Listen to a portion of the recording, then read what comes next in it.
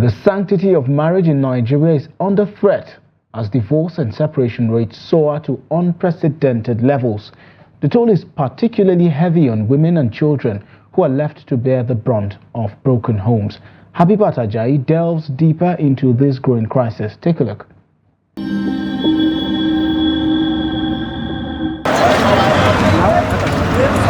For Naimot Billah, waking up each morning has become a chore as she ruminates on some of the choices she has made in her life.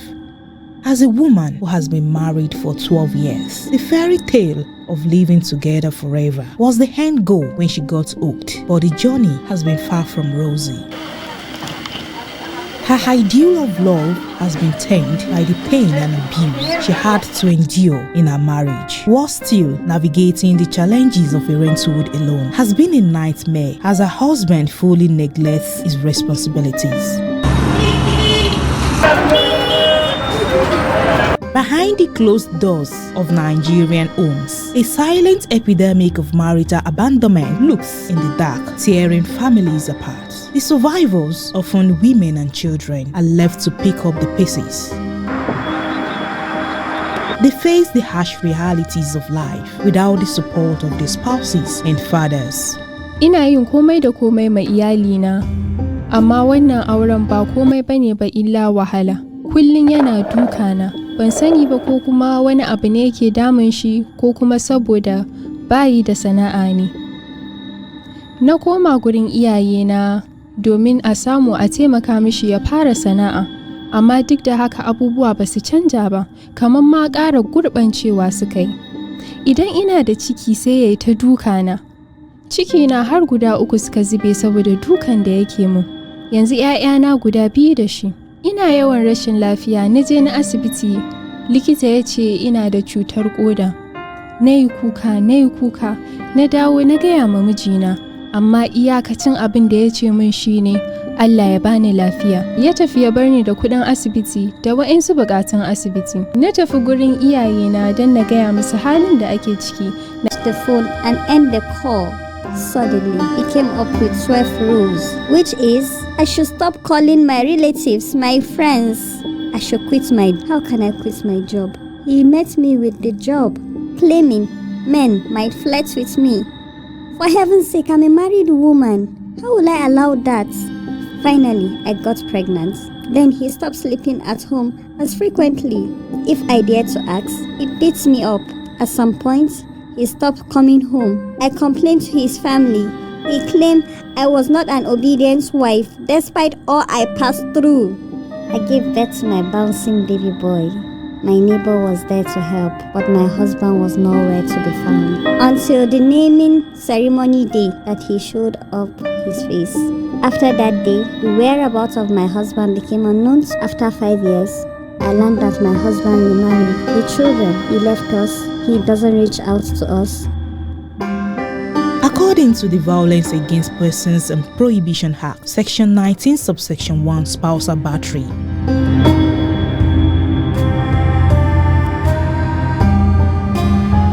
And Section 16, Subsection 1, abandonment of spouse, children, and other dependents without sustenance.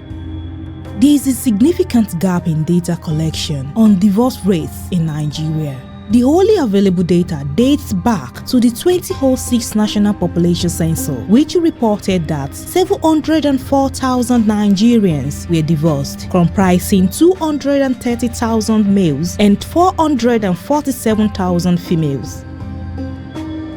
According to the UN reports, 48% of Nigerian women experienced violence since COVID-19 pandemic.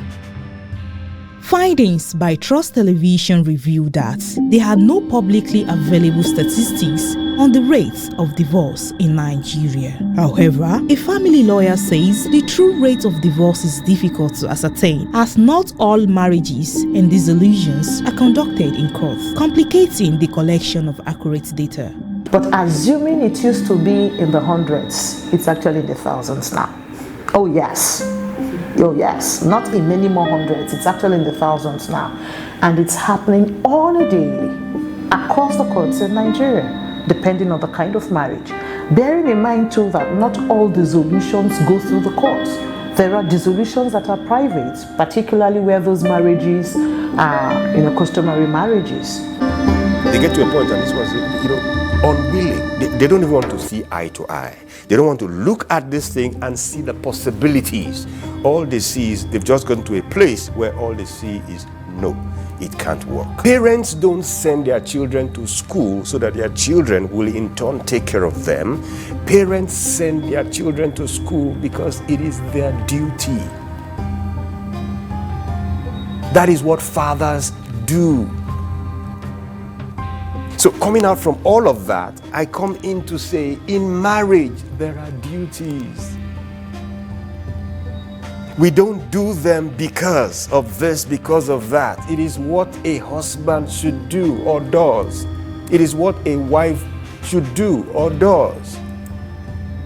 So a lot of times when we neglect our duty and fail to carry out our responsibility, irrespective of the reason, people should actually prepare themselves for ahead of time. Otherwise, by the time they get in there, they become weak marriage-wise, because they are not loaded with information, they are not loaded with knowledge, they are not loaded with ability to take themselves through the marriage. From a legal standpoint, Barrister Chioma Oyenuche-Yauko highlights the complexities surrounding marital abandonment in Nigeria. A lot of people tolerated unpleasant marriage situations because of stigmatization, or because they didn't have the means to seek the solution they knew they needed.